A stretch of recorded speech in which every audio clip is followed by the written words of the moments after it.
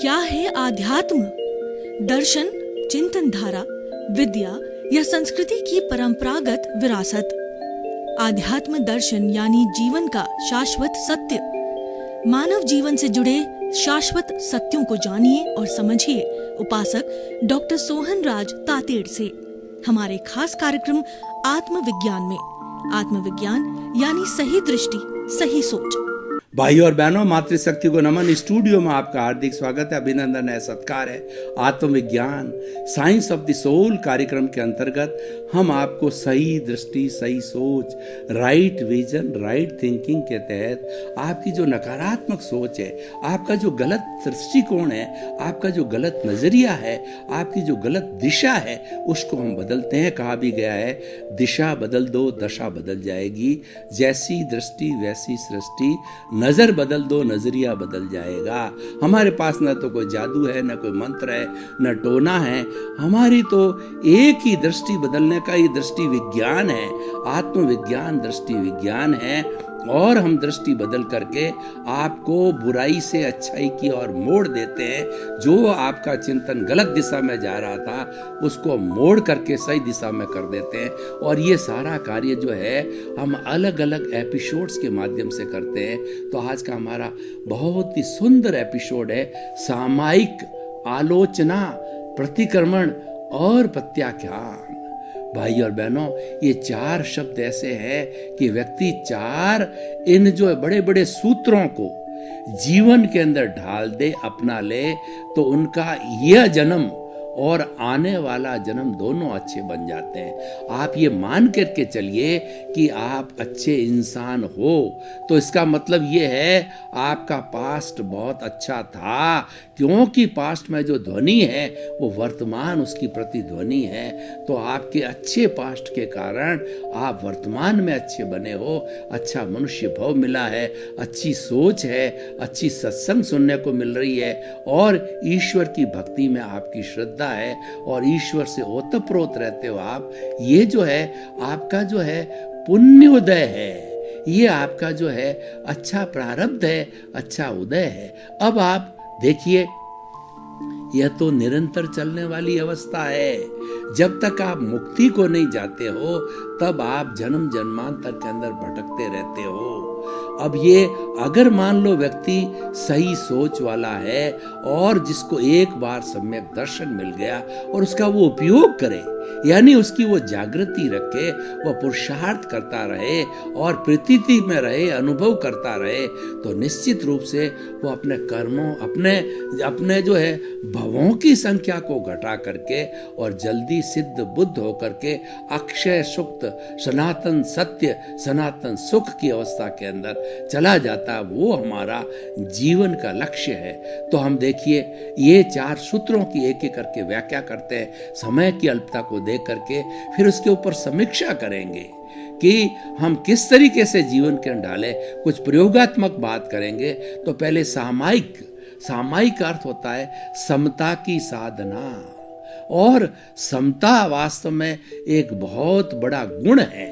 हमारी जो नकारात्मक सोच है वह कषाय की सोच कहलाती है। उसका प्रतिरोधात्मक शक्ति, उसको करेक्शन देने का, उसको करेक्ट करने का जो हमारे पास में साधन है वो समता है, उसको सामायिक कहते हैं। सामायिक का एक दूसरा अर्थ ये है कि भीतर गहरे गहरे जाकर के और आप ये देखो कि मेरे द्वारा जो कुल 18 पाप है, मैंने कौन से जन्म के अंदर किन किन जीवों को दुख दिया है, उन सब को गहराई में जाकर के देखना है, वो सामायिक कहलाता है। ये कुल 18 तरह के दोष होते हैं। प्राणातिपात, मर्शावाद, अदत्तादान, मैथुन, परिग्रह, क्रोध, मान, माया, लोभ, राग, द्वेष, कलह, अव्याख्यान, पैशून्य, पर परिवाद, रति, माया, मर्षा, मिथ्या दर्शन और शल्यपात। ये नेगेटिव थॉट्स है। ये इनके वशीभूत होकर के हम प्राणियों को दुख देते हैं और यही दोष कहलाते हैं, यही हमारी गलती है और यही अल्टीमेटली कर्म कहलाते हैं। As you will sow so will you reap, जैसा बोओगे वैसा काटोगे, जैसी करनी वैसी बढ़नी। जैसे आपने दूसरों के प्रति भाव रखे हैं उस भाव के अनुरूप ही जो है आपका भाव बनता है। इसीलिए कहा गया है कि भाव मत बिगाड़ो, भाव बिगड़ जाएगा, भाव सुधारोगे भाव सुधर जाएगा। सारा खेल भावों से है और ये आज के एक भाव को हम कॉज कहते हैं। हमने जैसे कि मान लो सेविंग बॉक्स के अंदर आज 1 रुपया डाला, कल फिर दूसरा रुपया डाला, तीसरा रुपया डाला, तो वो सेविंग बॉक्स भरता रहता है। उसी तरीके से हमने कॉजेज डालते रहे, प्रतिदिन कॉजेज डालते रहे और हम जितना लंबे समय तक जीते हैं, 70-80 वर्ष और जन्म जन्मांतर तक जीते आए हुए हैं, वो सारे कॉजेज इकट्ठे होकर के कॉजल बॉडी कहलाती है। वेयर हाउस है कर्मों का, जिसको अचेतन मन भी कहा जाता है, जिसको कार्मण शरीर कहते हैं, जिसको लिंग शरीर कहते हैं, जिसको अति सूक्ष्म शरीर कर्म शरीर भी कहा जाता है। सबका भाव एक ही है कि वो कर्मों का पुलिंदा है, वह राग द्वेष है, वो कषाय है, वह क्रोध है, मान है, माया है, लोभ है, और वह जो है 8 कर्मों की 148 प्रकृतियों का समूह है। तो भाइयों और बहनों, उस समूह को समझना बहुत जरूरी है और ये हम भीतर जाके गहराई में देखें कि किस किस भाव में किस किस लोगों को हमने क्या क्या कष्ट दिए, क्योंकि हमारी आत्मा में सब प्रिंट पड़े रहते हैं। उन प्रिंटों का अवलोकन करना, ध्यान करके गहराई में जाके सामायिक कहलाती है। अब देखिए कि मनुष्य ने कुछ न कुछ पाप किए हैं, मनुष्य ने कुछ न कुछ हर एक के साथ में प्रतिक्रिया करके, उसकी आलोचना करके और उसका अभिप्राय दे करके जो कोहस डाले हैं, उसी की वजह से ये शरीर मिला है। ये शरीर पूर्व जन्म के कर्मों के भुगतान के लिए मिला है। तो हमने जो पाप किए, हमने जो दोष किए, उनकी आलोचना करना, उनको स्वीकार करना, ये दोष मेरे किए हुए हैं। जब तक हम स्वीकार नहीं करते हैं तब तक हमारे भीतर बैठा प्रभु हमको पनिशमेंट नहीं दे सकता।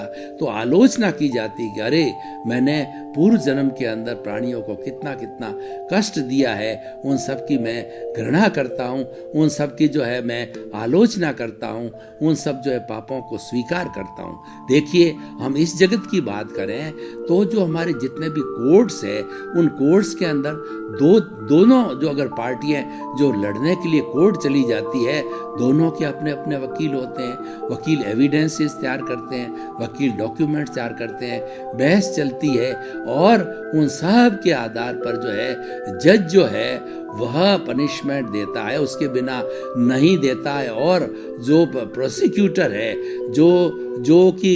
जो दोष करने वाला व्यक्ति है, अगर वो कन्फेस कर लेता कि गलती मेरे से हो गई है तो उसके आधार पर उसको दंड मिलता है। लेकिन क्योंकि वो स्वीकार कर रहा है तो उसके शुद्धिकरण के लिए जज भी ध्यान रखता है कि अपनी गलती को रियलाइज किया है, बिना किसी भी एविडेंस के घुमा फिरा के सीधे सीधे रूप में ये शुद्ध होना चाहता है, तो निश्चित रूप से मानवीय दृष्टिकोण से जो है वो उसका ध्यान रखता है। तो जब वो जो है आलोचना की जाती है और उसके बिना पनिशमेंट जज नहीं दे सकता, तो हमारे भीतर जो प्रभु है उसकी जो कर्म थ्योरी है, प्रभु के कार्यकलाप में तो कोई गलती हो ही नहीं सकती, वो तो बहुत परफेक्ट है। क्योंकि कर्म जो है एक प्योर मैथमेटिक्स है, उसमें कोई गलती हो नहीं सकती। तो ये आलोचना और तीसरा प्रतिक्रमण। अब देखिए, जन्म जन्मांतर से जो है हम कष्ट देते आए हैं और वो तो चतुस्पर्शीय मासलेस पार्टिकल है, इसलिए हमको वजन मालूम नहीं होता है। और अगर विद मास पार्टिकल होता तो वो टनों बंद दोष इकट्ठे हो जाते हमारी आत्मा पे, पर ऐसा है नहीं है। वो मासलेस पार्टिकल है, चतुस्पर्शी है, इसीलिए जो है उनकी शुद्धिकरण का भी रास्ता है। कर्म है पर कर्म डिक्टेटर नहीं है। कर्मों को घटाया जा सकता है, कर्मों को बढ़ाया जा सकता है। कर्मों को घटाने के लिए, निर्जरा करने के लिए, डिसोसिएशन करने के लिए प्रतिक्रमण है, शुद्धिकरण है, सब्लिमेशन है, प्योरिफिकेशन प्यूरिफिकेशन का रास्ता है वो बहुत ही सुंदर है। उसके अंदर हम प्रायश्चित करते हैं अपने आप से, ओह मेरे से इतना दोष हो गया, किन किन जन्मों में मैंने क्या क्या दोष किया है। तो हम थोड़ा एक प्रयोग करके आपको बताते हैं। आंखें कोमलता से बंद, रीढ़ की हड्डी एंटीना की तरह सीधी, और दोनों हाथ की अंगुलियां जो है ध्यान मुद्रा में रहिए। आप एक बार अपने चित्त को पूरे शरीर में घुमाइए और सुझाव दीजिए, पूरा शरीर शिथिल हो जाए। अनुभव कीजिए पूरा शरीर शिथिल हो रहा है, शिथिल हो गया है। मेरा पूरा शरीर रुई की भांति हल्का हो रहा है। दोनों जो है नथुनों के बीच के अंदर अपने चित्त को केंद्र कीजिए। आते जाते श्वास को देखिए, लंबा श्वास, गहरा श्वास। जब श्वास लिया जाता है पेट फूलना चाहिए, जब श्वास निकले तो पेट सिकुड़ना चाहिए। लंबा, गहरा, समतल सांस आ रहा है, सांस शिथिल, शरीर शिथिल। अब हम जिस तरह से पितरों को आह्वान करते हैं श्राद्ध में, उस तरीके से 84 लाख जीवा योनि के प्राणी जिनसे मेरा भव भवांतर में संपर्क हुआ है, वो सब अव्याबाद आत्माएं हैं। उनको हमने प्रणाम किया, उनको पितरों की तरह आह्वान किया, तो उनकी आवाज़, जो मेरी आवाज़ उन तक पहुँच की अव्याबाद है, वो भी दुख देने वाली नहीं है, मेरी आत्मा भी दुख नहीं होने वाली है। 84 लाख जीवा योनि प्राणियों की शुद्ध आत्मा हाजिर हो गई है। अब मैं उनसे हाथ जोड़ के प्रार्थना करता हूँ, हे 84 लाख जीवा योनि के प्राणियों, सबसे पहले मैं जो अपना अकाउंट क्लियर करने के लिए जो है मैं आप सबको मुक्त करता हूँ, और मैंने अब मेरा आपसे कोई हिसाब किताब कर्मों का बाकी नहीं है। मैंने आपको माफ़ किया, क्षमा किया, और कोई भी आपका हिसाब मेरे पेंडिंग नहीं है। अब आप हम सभी मिलकर के आप मेरे को एनओसी दीजिए। जो भी मैंने बुरे जो है कर्म आपके साथ में किए हैं, आपको दुख दिया है, मुझे क्षमा करो, क्षमा करो, क्षमा करो। मैं बच्चे की तरह शुद्ध हृदय से प्रायश्चित करता हूँ, प्रतिक्रमण कर रहा हूँ, आपसे क्षमा चाह रहा हूँ, मुझे क्षमा करो, क्षमा करो, क्षमा करो। आप मुझे जब क्षमा करेंगे तभी मुक्ति मिलेगी, और किसका भी अगर हिसाब किताब कर्मों का बाकी है तो मैं मुक्त नहीं हो सकता। मुझे क्षमा करो, क्षमा करो। मुझे मुक्ति दिलाने के लिए, मोक्ष में जाने के लिए मुझे जो है वो आप एनओसी दो, एनओसी दो। तो अब आप धीरे धीरे आंखों को खोलिए, अपनी मूल अवस्था में आ जाइए। तो भाइयों और बहनों, ये प्रतिक्रमण है।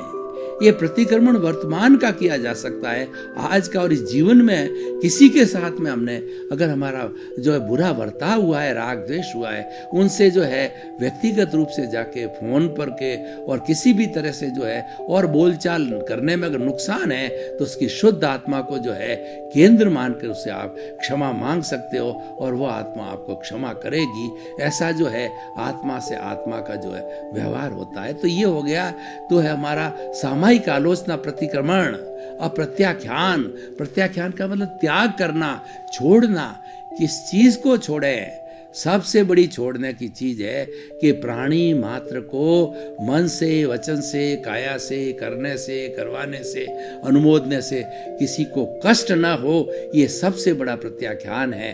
तो हम संकल्प करते हैं कि आने वाले समय में मेरे द्वारा किसी को दुख नहीं दिया जाएगा, किसी के प्रति बुरा भाव नहीं करूँगा, किसी के दोष नहीं देखूंगा, और हर वक्त चिंतन करूँगा कि किसी के प्रति भाव बिगड़े या उसके दोष दिखे तो वो दोष मेरा है, उसको मैं स्वीकार करता हूँ, आलोचना करता हूँ। यानी कि दोष होना स्वाभाविक है, क्योंकि हम अभी प्योर नहीं हुए हैं, हमारे भीतर राग द्वेष भरा पड़ा है। वो राग द्वेष नए राग द्वेष को जन्म लेता है, और जब कभी हमें चिंतन करते हैं वह शुद्धि तैयार हो जाती है, और उसके वशीभूत होकर के हम दोष कर लेते हैं। लेकिन उन दोषों को जो है स्वीकार करना, उन दोषों की आलोचना करना, उन दोषों का संकल्प करना कि मैं पुनः दोष नहीं करूँगा, ये सब मानव जीवन की बड़ी विशेषता है, और ये मुक्ति की ओर बड़ा प्रयाण है। मुक्ति की ओर बढ़ने का ये बहुत ही सुंदर कदम है। तो ये हो गया प्रत्याख्यान। त्याग कहते हैं जिसको संवर कहते हैं। संवर का मतलब बुराई को छोड़ना, आने वाले कर्मों पर रोक लगाना। और आने वाले कर्म हैं किसी को दुख देने से होते हैं, तो हमने तो संकल्प कर दिया कि प्राणी मात्र को जो है मैं दुख नहीं दूंगा, और दुख हो भी जाता है तो पहले प्रतिक्रमण की प्रक्रिया बताई। तो सामायिक, आलोचना, प्रतिक्रमण और प्रत्याख्यान, ये 4 टूल्स जो है बड़े मजबूत टूल्स हैं। इसको अगर हम जीवन के अंदर धारण करते हैं तो धारण करने से जो है हमारे जो है वो सारे कर्मों का जो बोझा है धीरे धीरे घटने लगता है, वो शिथिल होते हैं। और वो शिथिल होकर के और इस कॉजल बॉडी से और हमारी आत्मा से विलग होते हैं। जितना जितना विलग होते हैं वो आत्मा का ऊर्ध्वाकरण होता है। ऊर्ध्वीकरण के अंदर आत्मा हल्की होती है। और जब 100% निर्जरा हो जाती है, 100% डिसोशिएशन हो जाता है, उनका चतुष्पर्शी पौधली कर्मों का कॉजल बॉडी समाप्त हो जाता है, तो वो संपूर्ण निर्जरा कहलाती है। और वो निर्जरा की अवस्था होने पर हम सिद्ध, बुद्ध और मुक्त हो जाते हैं। ये हमारा मूल आत्मा जो भीतर तो मूल है लेकिन अशुद्धि कारण बद्ध है, तो प्रकट हो जाता है। कैसे प्रकट होता है कि मान लीजिए कि सूर्य चमक रहा है और उस पर घने बादल आ गए, तो घने बादलों की आने के कारण हमको लगता है कि एकदम अंधेरा हो गया, रात हो गई। अब सूरज तो है लेकिन वो घने बादलों के कारण दिखाई नहीं देता है। तो हमारी आत्मा पे जितने कर्मों के 8 कर्मों के आवरण हैं, 148 प्रकृतियों के, धीरे धीरे जो है हमने अपना जो है शुद्ध स्वभाव में रमण करके, हमने सामायिक आलोचना, प्रतिक्रमण, प्रत्याख्यान करके उनको धीरे धीरे जो है शुद्ध किया। तो शुद्ध होते ही जो है जिस तरीके से बादल जो छट गए और पुनः सूर्य जो है पूरा दिखाई देता है, तपता हुआ सूर्य दिखाई देता है, उसी तरीके से हमारा शुद्ध आत्मा सिद्ध, बुद्ध और मुक्त जो है मूल स्वरूप में आ जाता है। और मूल स्वरूप में आकर के वो मुक्ति धाम को चलाता है, वो सिद्ध शिला में चला जाता है। और फिर ये 84 लाख जीवा योनि में कभी नहीं आता है, क्योंकि 84 लाख जीवा योनि में भ्रमण करना यही सबसे बड़ा दुख का कारण है। कैसे दुख का कारण है कि बार बार हम जन्म लेते हैं, कितने दुखी होते हैं।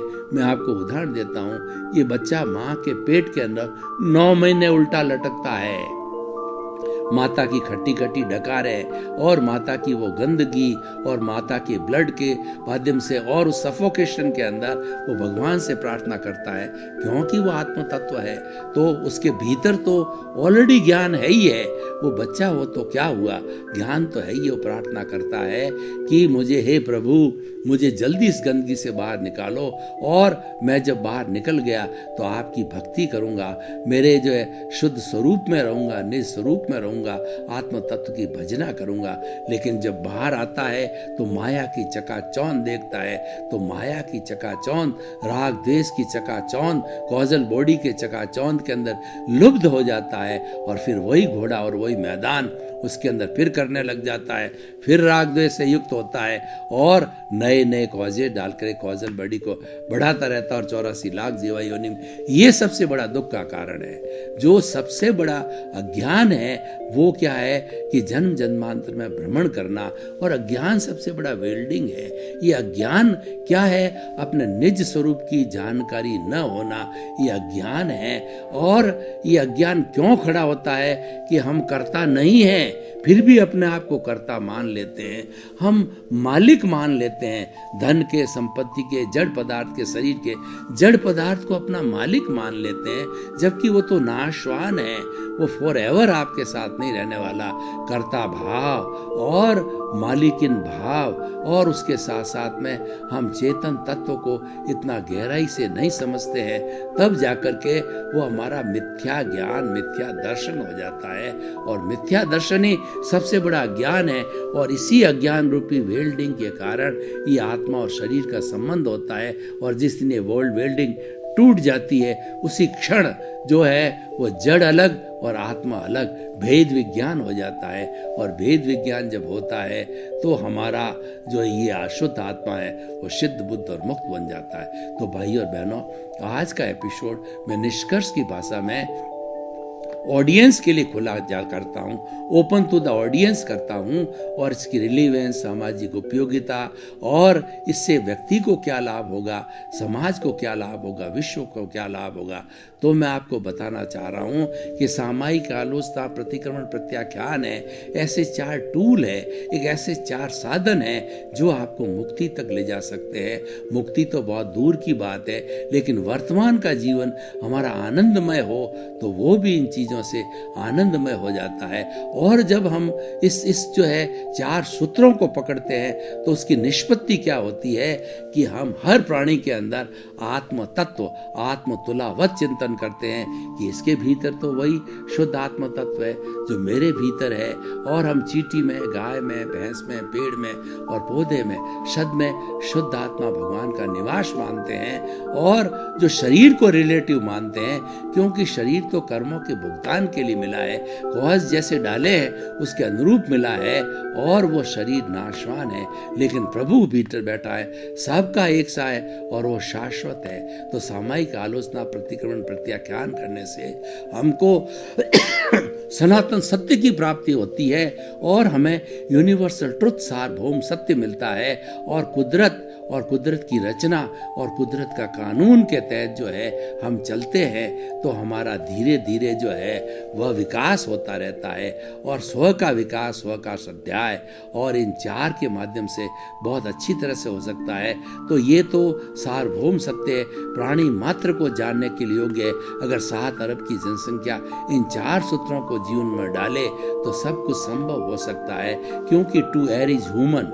मनुष्य गलती का पुतला है, वो गलती करता रहता है, लेकिन गलती करने के बाद उसको स्वीकार करता है तो वह आलोचना है, और स्वीकार करके और वह ये जो संकल्प करता है वो गलती फिर नहीं करूँगा, ये हमारा जो प्रत्याख्यान है, ये सब चीज़ें उनसे जुड़ी हुई है। हम एक छोटा शब्द सॉरी भी बोलते हैं तो ये हमारे जो प्रतिक्रमण है, सॉरी कहिए, मिच्छामी दुक्कडम कहिए, और कहिए कि खमत खामना कहिए, दिल से बोलिए, खाली शब्दों से नहीं। कि आपका किसी से कोई दुख हो गया, आपने किसी को कोई कष्ट दे दिया, तो छोटा सा कष्ट भी दे दिया है, तो आप पुनः जो है उसे क्षमा याचना मांगे, वह जो है प्रतिक्रमण कहलाता है। और भीतर जाना है, ये ध्यान की संगति है, ये अपने आप का स्वाध्याय है, और भीतर जाते रहना चाहिए, गोते लगाने चाहिए, क्योंकि आध्यात्मिक जीवन और भौतिक जीवन है, दोनों मिलकर जो है ये हमारा होलिस्टिक जीवन मिलता है। जो हमारा भौतिक जीवन है वो तो हम करके आए हैं, हम उससे बंधे हुए हैं, वो हमें भुगतना ही पड़ेगा। यहाँ पे मैं ही शब्द कह रहा हूँ कि आपका उससे छुटकारा नहीं है। जो आप पूर्व जन्म के अंदर कॉजेज और भाव कर्म डाल के आए हो, इस जन्म में द्रव्य कर्म रूप में, वो आपको जो है भुगतान आपका जो है उदय और प्रारब्ध के तहत आपको करना ही पड़ेगा। आपका जो है जो भी आयुष्य कर्म है वो सांसों से जुड़ा हुआ है। एक सांस भी अधिक लेने की आपकी स्वतंत्रता नहीं है। कहने का अर्थ यह है कि आप आयुष्य कर्म के अधीन रह करके एक सेकंड भी आयुष्य को, वो एक सेकंड भी नया श्वास नहीं ले सकते। भगवान से महावीर को जो है जिस वक्त में उनका अंतिम समय था, निर्वाण का समय था, भगवान को तो मालूम था, भगवान तो केवल ज्ञानी थे कि मैं इस समय पर जो है इस शरीर को छोड़ूंगा। उस समय पावापुरी जो बिहार के अंदर है, वहाँ लिच्छवी गण के बड़े बड़े राजा मौजूद थे, और देवता जो कि मनुष्यों को दिखाई नहीं देते हैं, पर देवता तो भी भगवान की हाजिरी में रहते हैं। तो उन लिच्छवी राजाओं ने भगवान जो है वो भगवान महावीर को जो ये प्रार्थना की कि इस समय आपके ऊपर जो भस्म ग्रह जो आपका जन्म के समय, कुंडलिनी के समय था, वो अब लग रहा है, अगर उसको आप कुछ ही सेकंड के लिए टाल दें, क्योंकि आप सक्षम है, भगवान है, तीर्थंकर है, तो टाल देंगे तो हजारों साल पुनः जो हम आपकी देशना को सुनेंगे और धन्य हो जाएंगे, और आप हमारे जो है हमारा उद्धार करोगे। भगवान ने कहा कि न भूतो या न भविष्यति। भाई और बहनों, आपका बहुत बहुत धन्यवाद। आप हमारा ये आत्मविज्ञान कार्यक्रम बराबर देख रहे हो। आत्मविज्ञान कार्यक्रम की आप आत्मा हो, और हमें बराबर फीडबैक मिल रहा है। आपको जो पीछे लिखा हुआ हमारा जो ईमेल आईडी, वेबसाइट और हमारा जो मोबाइल ऐप है उसके जरिए आपकी सारी भी जिज्ञासा हमारे को प्राप्त हो रही है, और जिज्ञासाओं के समाधान हेतु ही हम आपको नए नए एपिसोड सुनाते हैं। तो हमारा उद्देश्य है सर्वे भवन्तु सुखिनः सर्वे भवन्तु निरामया। इसी क्रम में आपका जीवन आनंदमय हो, मंगलमय हो, सुखमय हो, धर्ममय हो, और आप खूब सताई हो करके और अपने जीवन में समाज का परोपकार करें। आत्मविज्ञान में आत्मविज्ञान यानी सही दृष्टि, सही सोच।